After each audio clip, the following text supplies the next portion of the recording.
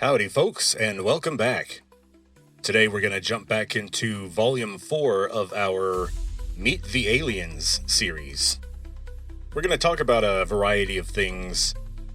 We're also going to preview Volume 5, which is going to cover cattle mutilation and possibly some human mutilation cases. And so that's going to get grisly and weird, and I can't wait to share that with you. In this episode, we're going to touch on a variety of things, all things alien, all the stuff that's kind of in the news, that certain news sources are covering, but in general, you'll have to dig around to find it, even though it's amazing to hear some of these things being spoken of and released by official sources like NASA or the European Space Agency. Well, the first thing that we need to talk about is something that's probably going to be out of the news permanently by the time you listen to this episode. And that's this object out in space called 3I Atlas. And that name immediately brings to mind some kind of monster that looks like some kind of Greek god with 3 giant eyes, but that's not really what the name means. The Atlas program, ATLAS, is a network of ground-based satellites that coordinate and share information, and the system is designed to provide an early warning system for asteroids. Long story short, they're supposed to be telescopes looking for things that might hit us in the near future. Risky objects flying around, zipping around out in space. The 3 refers to the fact that it is the third object that the Atlas program has spotted. So there was a 1I Atlas, a 2I Atlas, and now there is 3I Atlas. Now, 1I Atlas got that designation because it was the first interstellar object that was observed by the Atlas program.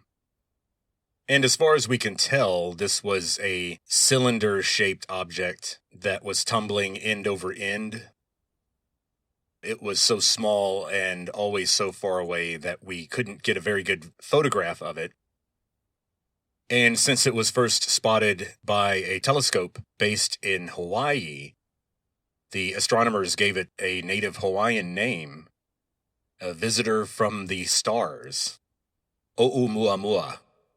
So Oumuamua is the fun-to-pronounce name of 1I Atlas. Now, 2I Atlas was also interesting, but ultimately nothing earth-shattering. Obviously not literally earth-shattering, or we would have heard about it. 2I Atlas is called Borisov, and it was sort of just a weird dark comet. And there were some strange things about it, but nothing as strange as our friend 3I Atlas, which entered the solar system early this year. Now, there's all kinds of weird things about 3I Atlas. It's supposed to be a comet, an interstellar comet, the first ever observed, but it is currently, as I'm recording this, days away from its closest approach to the sun, aka its perihelion.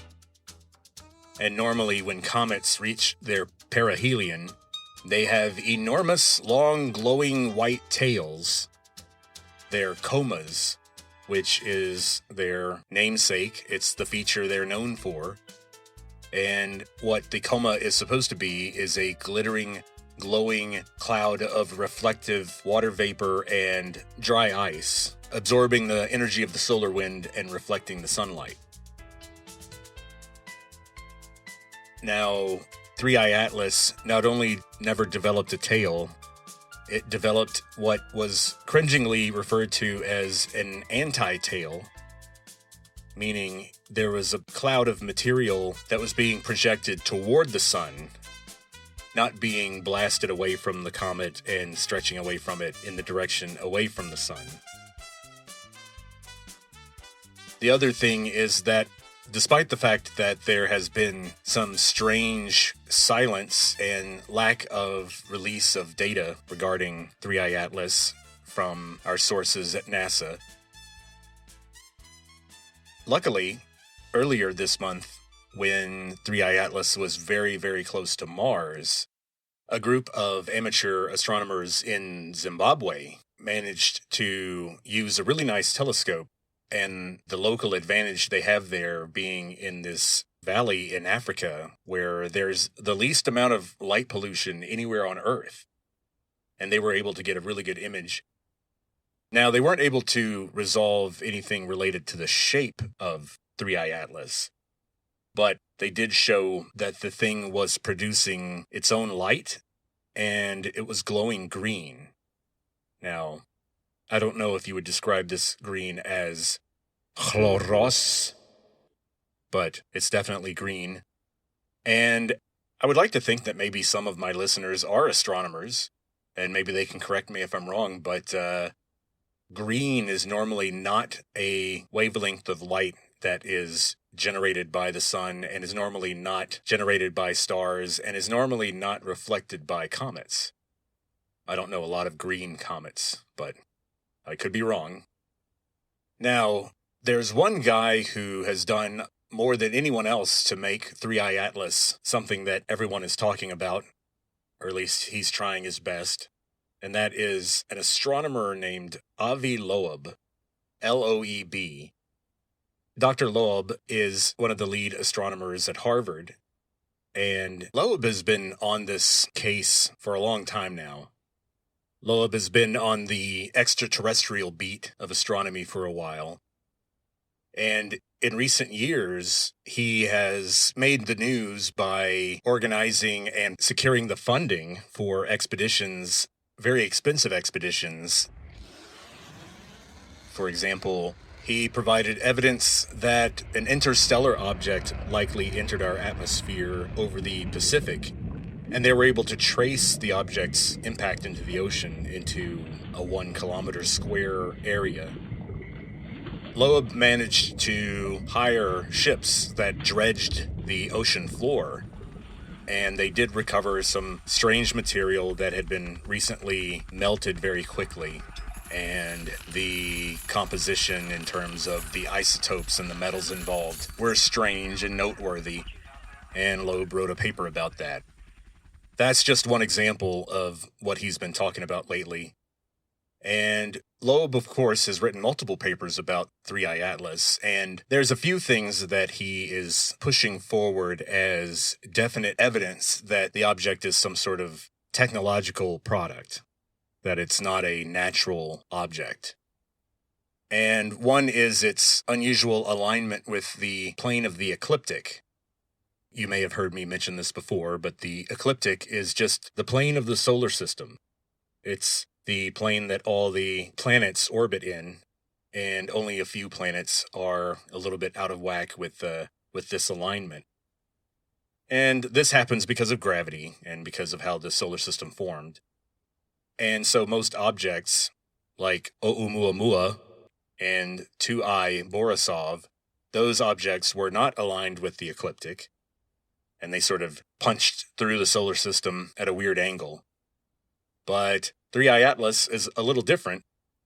It's almost like it designed a nice little package tour of the solar system, where there's a very close rendezvous with Mars, it's going to intersect with Jupiter and Venus, and the Sun. Now, interestingly, the Earth is going to be one of the omitted destinations, or so we think. This leads us to the idea of Dr. Loeb's maneuver, the Loeb maneuver, I guess you could call it. Dr. Loeb suggests that 3I Atlas is on a very interesting trajectory, and when it reaches perihelion shortly before Halloween of 2025, basically within a week of me recording this, it has an opportunity to perform a maneuver. And what that means is, if the object were to speed up at a certain point during its perihelion, it's going to be in a really great position for the sun's gravity to slingshot it directly toward the Earth at an even faster speed. The thing is already traveling much faster than typical comets or asteroids do. That's one reason we're nervously watching it. But I just want to mention that as of right now, there's no indication that the object is going to make a maneuver. Dr. Loeb was just pointing out that if this trajectory, or more accurately, if it's technological, if this journey was planned, then it's a pretty efficient maneuver to get yourself to Earth very quickly. And not only that, it'll be traveling toward us directly away from the sun. In other words, anytime we try to observe it, we'll be looking directly into the sun, which will cause problems and will prevent us from being able to make certain observations until the object is very, very close to us, which would occur shortly before Christmas.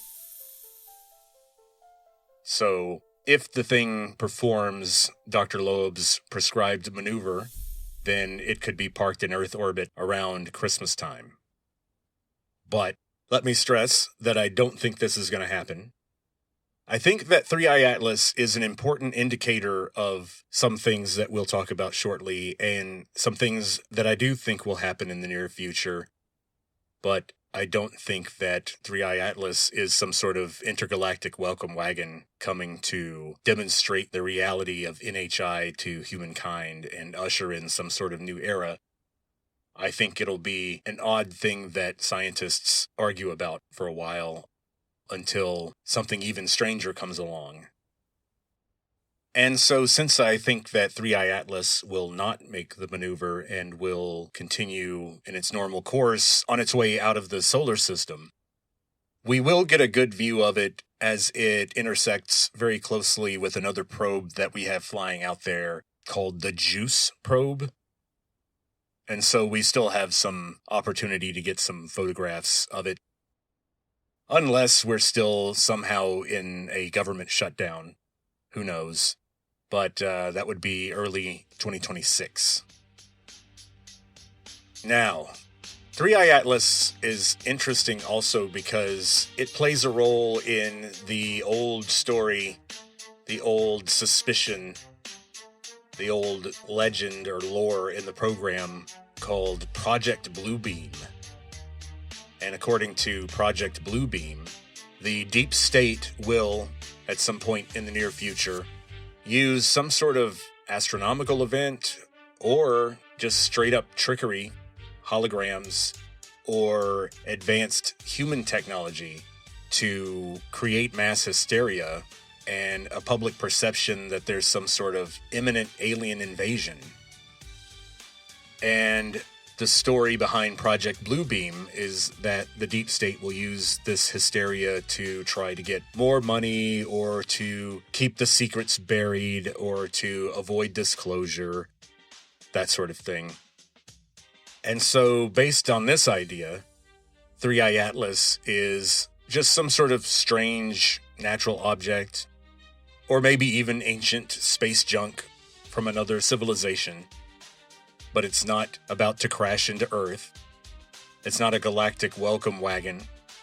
And really, it's just going to be fodder for creating more hysteria among the public. Now, my suspicion about that is that if the goal of Project Bluebeam is to cause hysteria and make people think that there's going to be an alien invasion, they're failing miserably. Nobody thinks that. Nobody's scared of an alien invasion. And the people like me who think that there are aliens think that they're already here and they've already made their deals and things are going according to their plans. There's no imminent conflict or confrontation about to happen. And along the line of Project Bluebeam is what occurred at the end of 2024 and what appears to be revving back up and will probably happen again in the fall of 2025 in November and December. And what I mean by that is the drone flap. I think we can all remember the New Jersey drones, as they were called. Strange objects the size of small cars or city dumpsters. And even though they seemed very alien and could hover and were often silent, at other times they made strange buzzing noises and they actually flashed FAA lights. Even though, for example, the one that I saw, the FAA strobe lights were not on the tips of the wings or elevators or the rudder like they're supposed to be. This one particular object had the red flashing light in the very front, in the nose, basically, in the direction it was flying, and the green in the back, which is sideways as far as I can tell. I also saw an orb drip and give birth to another orb. That was kind of weird.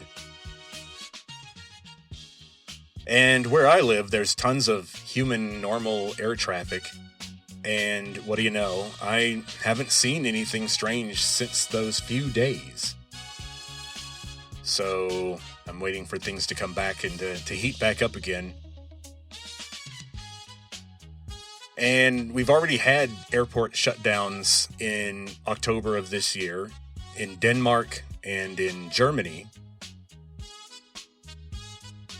One German official, when describing the reason why they had to close an airport, they didn't follow the deep state script.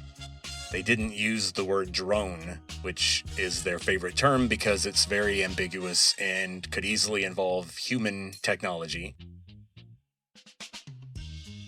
Well, this particular German official used the German word for UFO.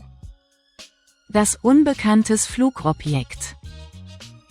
So they were a bit frustrated and wanted to make it clear that these were very strange objects that were closing down the airport. Now, what are these very strange objects? Well, once again, these glowing blobs and the silver spheres that hover or zip around silently, they are all part of the same thing.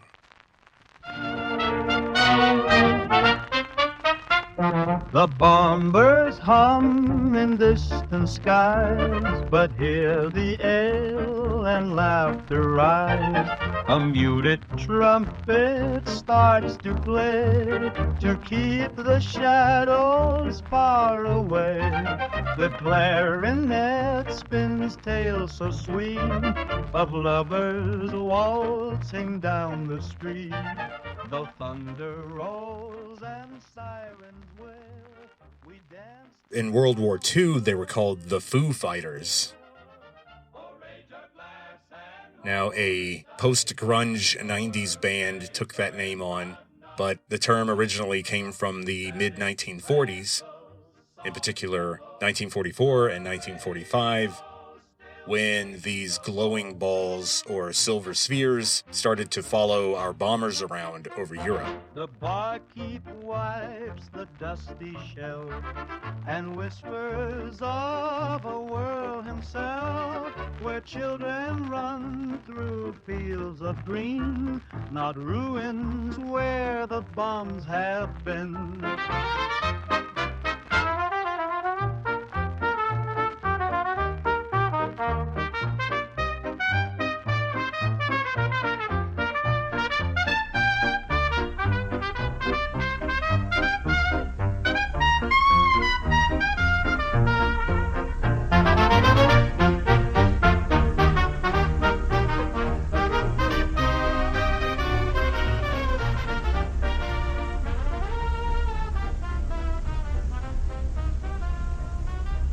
Dateline, Thursday, 14th of December, 1944. Headline, Floating Mystery Ball is new Nazi air weapon. Reporting from the Supreme Headquarters of the Allied Expeditionary Force. A new German weapon has made its appearance on the Western Air Front. It was disclosed today. Airmen of the American Air Force report that they are encountering silver-colored spheres in the air over German territory. Their spheres are encountered either singly or in clusters. Sometimes they are semi-translucent.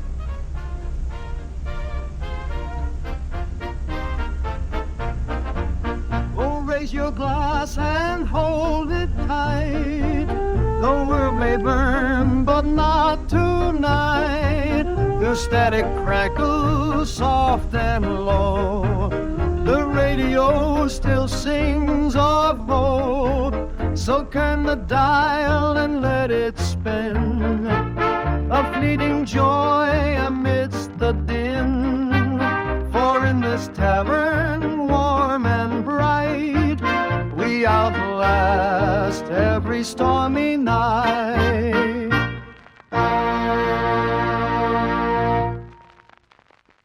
And it appears that these spheres are sort of installed all over the world as part of an AI-powered monitoring system that's designed to keep track of human nuclear weapons. That's why these things became really active in 1944 and 1945, once humans started building nuclear weapons. And anytime humans have been threatening each other with nuclear missiles, these things kick into action. And once again, ufologists do not think that it's a coincidence that the New Jersey drone flap really kicked into high gear immediately after Vladimir Putin launched an ICBM that had a dummy warhead in it. So it was clearly a provocation to this warning system, because that particular model of missile is specifically designed to carry nuclear weapons. Well, things are continuing to slowly heat up in the world of ufology and the program and disclosure, and the disclosure of contact with NHI by the deep state. In September, we had another congressional hearing in front of various House committee members, and we had more people come forward to testify about their knowledge of reverse engineering programs and connection with NHI and the program in general. And in particular, Representatives Luna, Mace, and Burchett are championing disclosure, and they are working hard to get more information out for the public. We have new whistleblowers coming forward, although I'm having trouble with the term whistleblower. We've talked about David Grush before, the Air Force officer.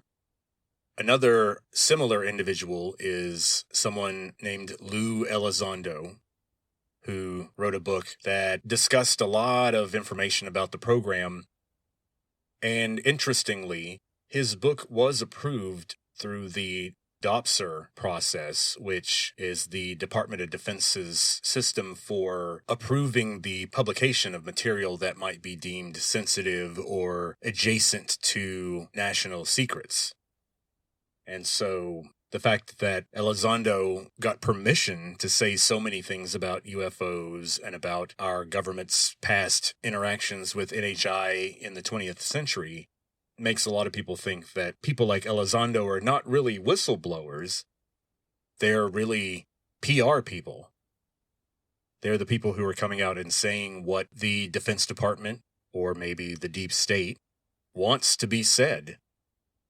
And so that's not really a whistleblower, that's more of a spokesperson. But in any case, additional spokespeople have been coming out and have been talking to journalists like this guy, Ross Coulthart. Meanwhile, real protections for real whistleblowers, i.e., changes to federal laws that would allow people to talk about the program to members of Congress without ending up in prison, those laws have been quietly voted down repeatedly in Congress in the last couple of years. So we've been getting spokespersons, but the changes in the law that might allow for actual whistleblowers, those are not coming. And so are we hearing what they want us to hear? Are we hearing anything remotely related to the unvarnished truth? Or are we just sort of hearing what the Department of Defense wants us to hear? It's a little frustrating. But just the fact that we have hearings and just the fact that we have actual names and places and dates and companies being named and possibly subpoenaed, that means that there's some action moving forward, some real activity. We're not just talking about what somebody heard somebody say in 1987. We're actually on the verge of finding out who stole X number of $1 billion in 2012. So it's something that's a little bit closer to home. And I think that's why Congress is interested in this. Let's not kid ourselves. I don't think that most of the people in Congress who are championing disclosure are doing so because they are concerned about humans understanding their place in the universe and that the discovery of non-human intelligence on Earth is an epoch-making event that we have to be very circumspect about. They're not thinking that way. They're basically looking for a lot of missing money. There's a lot of political hay to be made here. And luckily for people who want disclosure to happen, luckily for people who want the program to become something publicly known, luckily for us, there is a lot of money missing, and there is a huge paper trail, and all we need are people who have the access and the ambition to get hot on that trail. Well, now we need to talk about the SETI program. SETI. The search for extraterrestrial intelligence. Now, SETI officially goes back to the 1960s, with the first radio search being performed by a scientist named Frank Drake in 1960. And he was the first person to consider looking for radio signals that fell in the natural resonant frequency for the hydrogen atom, or the hydroxyl radical spectral lines. And that's around 1,420 gigahertz. So Frank Drake kicked off the idea of looking for alien radio signals. And with the dawn of personal computers, things really started to heat up in the 1970s and 1980s. I remember in the 90s, you could download an app that would run in the background of your computer, and it would take a little bit of SETI data, a little bit of radio signal information from whatever radio telescope was gathering information at the time, and it would use some of your computing resources to look for signatures of intelligence or technology in the radio signal. Now, as far as we know, there was no smoking gun radio signal found, and SETI is not in its heyday anymore. And it may be the result of the fact that as disclosure progresses, and as we find out more about NHI and the truly advanced civilizations that might be floating around us, we are finding out that radio signals are not the preferred method of communication. They're way too weak, way too slow, and it may also be dangerous to announce your presence to the universe like that, like we've been doing ever since the 1930s. Ever since we started experimenting with radio, we've thought about the potential for using it to communicate with NHI. As far back as 1899, Nikola Tesla believed that he was receiving radio signals from Mars when he tuned in using a directional antenna that he set up in Colorado Springs. Now, was Tesla right? I'm not going to say that he was wrong. Who knows? Who knows what was going on Mars at the time? But the biggest positive result that came out of the SETI program occurred in 1977. As we know, a lot of really cool stuff started in the late 1970s. a lot of super cool people were born in the mid-1970s. Well, in August of 1977, one of the directional radio antennas that was surveying the sky one night came across a very powerful, clearly artificial signal coming from the region of the sky where the Sagittarius constellation is. And back then, because of the limitations of computing power, their software was not recording the actual radio signal in the form of an MP3 or a WAV file. What we had instead was a series of numbers printed out on the old-fashioned accordion-folded dot matrix printer paper with the little sprocket holes on either side of the paper that you could tear off using the pre-perforation that was installed at the factory. But this one computer was simply printing out the numbers of the radio signal that it was receiving.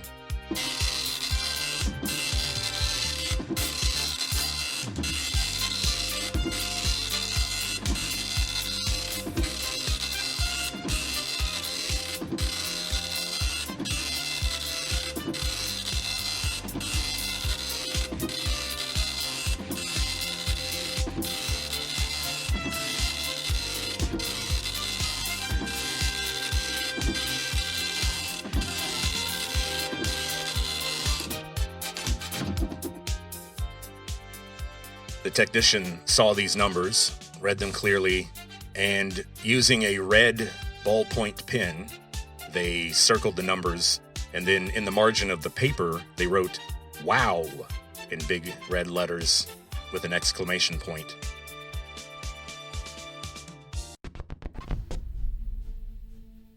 Now, in one of Dr. Loeb's recent papers about Three-Eye Atlas, Dr. Loeb does point out that the WOW signal appears to have come from some sort of megawatt transmitter that was positioned approximately right where Three-Eye Atlas would have been in August of 1977. So, Dr. Loeb points out that the WOW signal may have come from Three-Eye Atlas. And based on the strength and the wavelength of the beam, it may have been doing radar survey work, similar to how we do radar surveys of other planets using the same methods. Now, we need to mention two more people in relation to Three-Eye Atlas. The first person is Jeremy Corbell. Jeremy Corbell is a guy who, I suppose he's in his 40s or 50s, and he's got these big blue earnest eyes and salt and pepper hair and a goatee. He's been big in the disclosure movement and has been a mover and shaker in ufology for years now.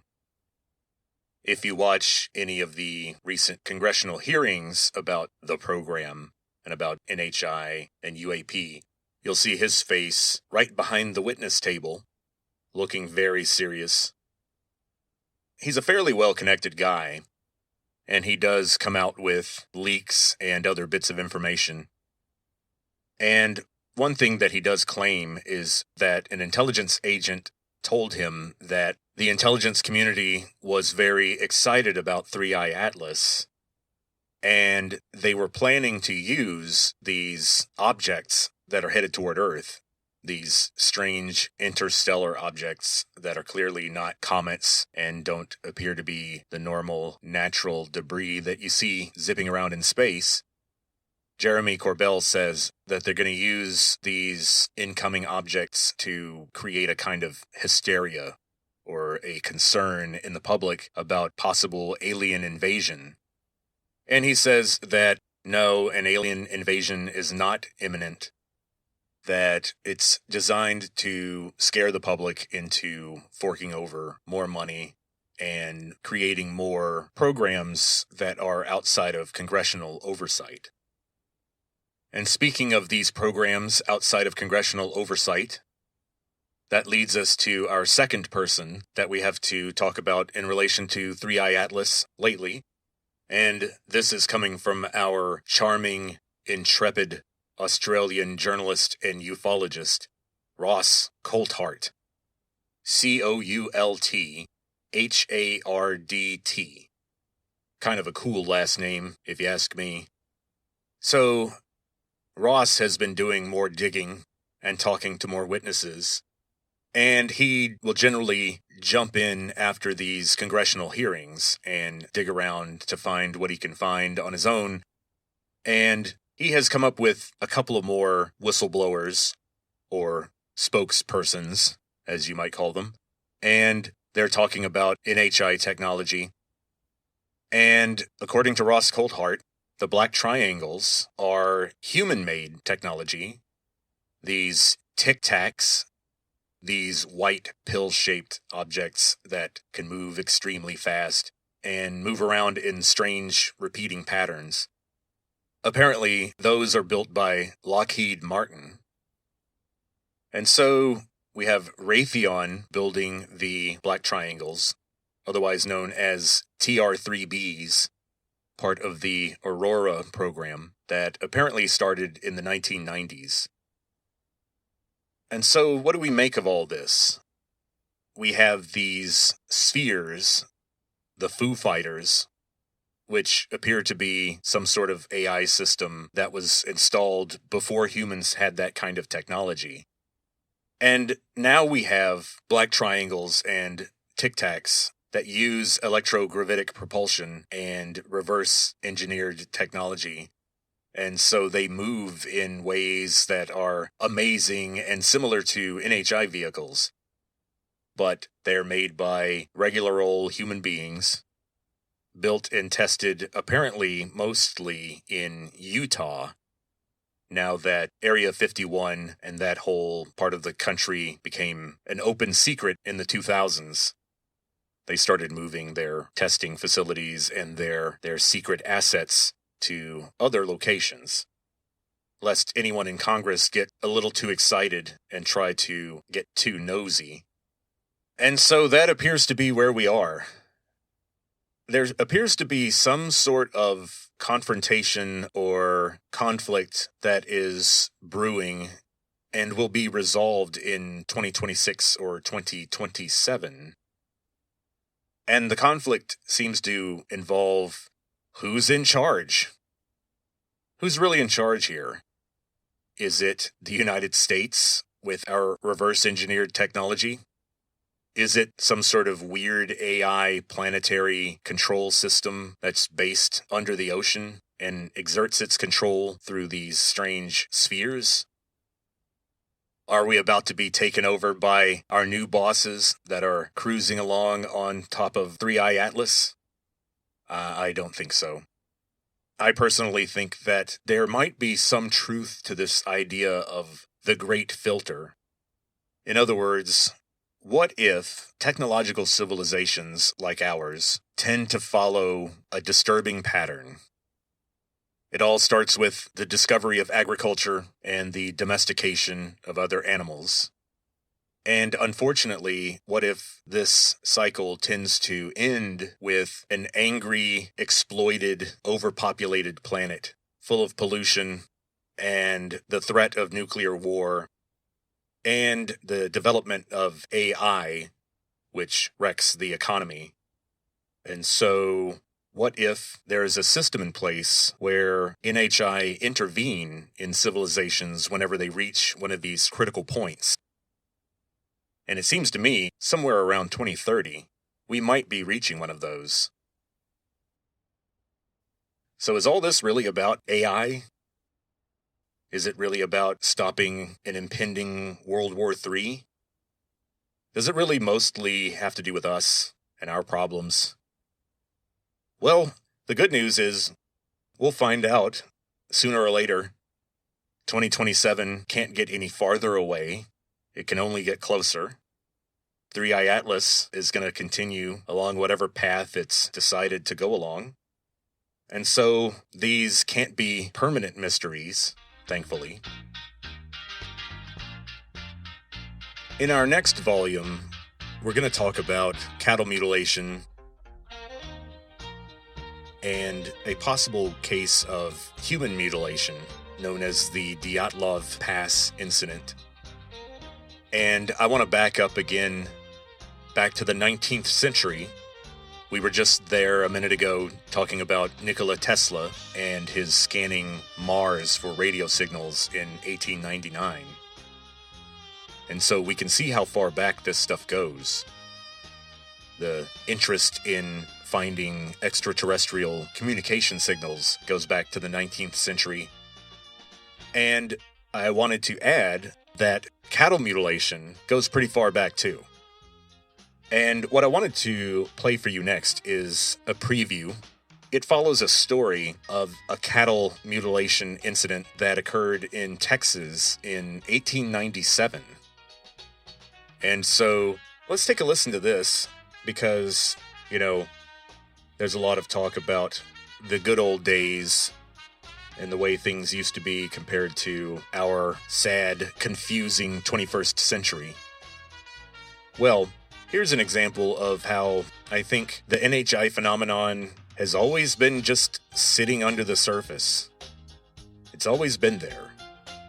It's just that when it rears its strange or ugly head, people tend to look away. It's just not something we want to think about. Probably because somewhere in our minds we know there's not a whole lot we can do about it. And so maybe it's some sort of human psychological defense system for us to just tuck these stories away in the back of books about ghosts. But it appears that these strange things did happen and continue to happen. So let's hear what happened to this one particular family in rural Texas in the final years of the 19th century.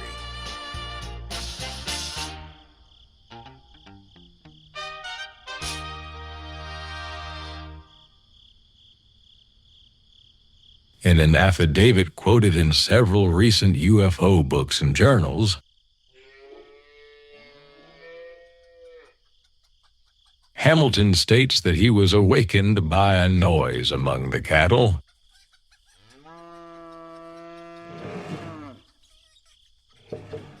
and went out with 2 other men.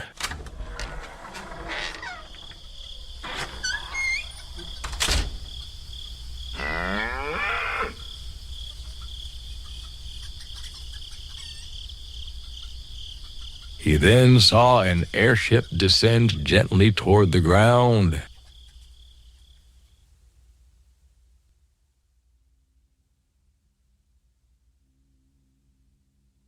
And hover within 50 yards of it.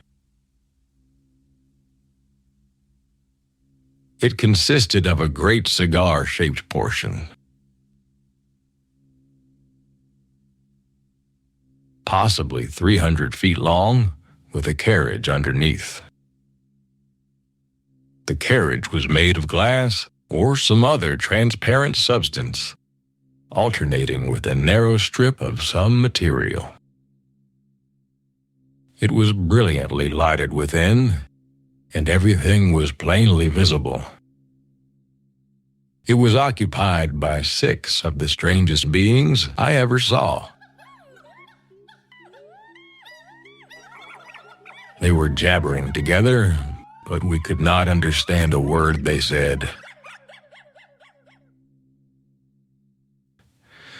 Upon seeing the witnesses, the pilots of the strange ship turned on some unknown power, and the ship rose about 300 feet above them.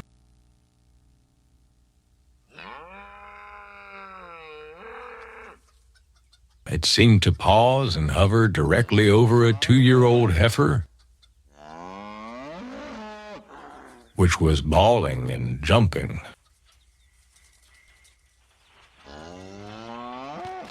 Apparently fast in the fence.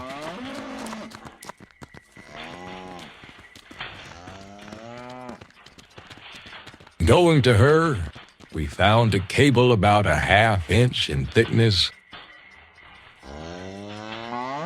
made of some red material, fastened in a slip knot around her neck. One end passing up to the vessel and the heifer tangled in the wire fence. We tried to get it off, but could not. So we cut the wire loose and stood in amazement to see the ship, heifer and all, rise slowly, disappearing in the northwest. Hamilton was so frightened he could not sleep that night.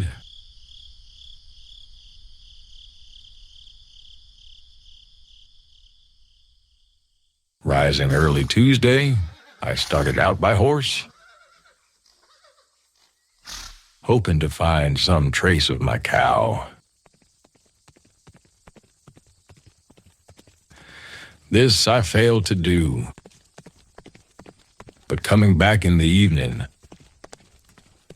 I found that Link Thomas had found the hide, legs, and head in his field that day, about 3 or 4 miles west of Leroy. Thinking someone had butchered a stolen beast, he had brought the hide to town for identification. But he was greatly mystified in not being able to find any tracks in the soft ground. After identifying the hide by my brand, I went home.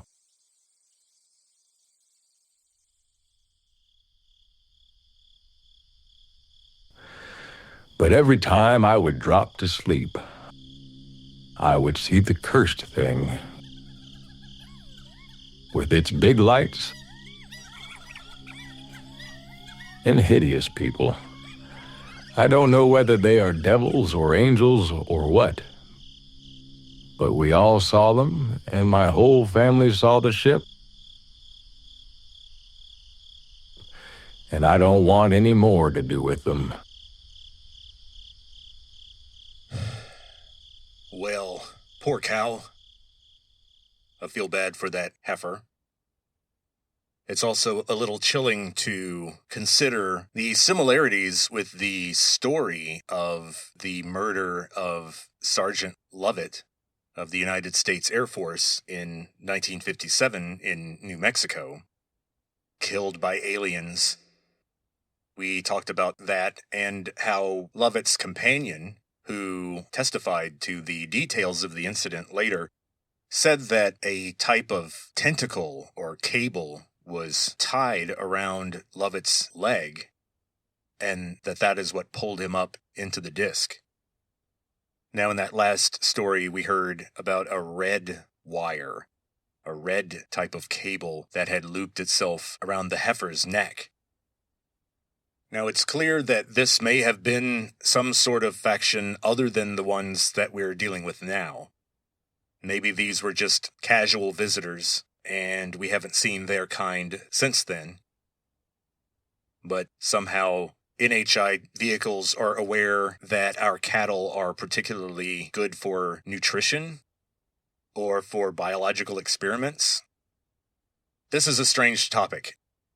And it's so strange that thousands of cattle had to be mutilated up through the 1980s before it just had to be noticed and it had to be talked about, because you had ranchers selling off their land, going into bankruptcy because they couldn't get any help from the government. And these farmers are very good at keeping predators away from their cattle. But as the farmers insisted, this was not a normal predator. And it took a journalist named Linda Moulton Howe, Howe, to investigate the cattle mutilation phenomenon for years. And in the early 1980s, Linda Howe wrote a book called A Strange Harvest. And after she investigated this for years and talked to hundreds of farmers and government officials, she reached a very strange conclusion. She determined that cattle mutilation was being conducted by some sort of non-human intelligence using advanced technology that we don't understand. And she theorized that the bovine body fluids were being used for two purposes. Number one, to create this paste that they drink, the graze.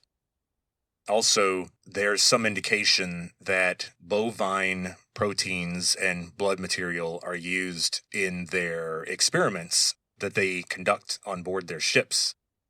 Experiments usually involving humans.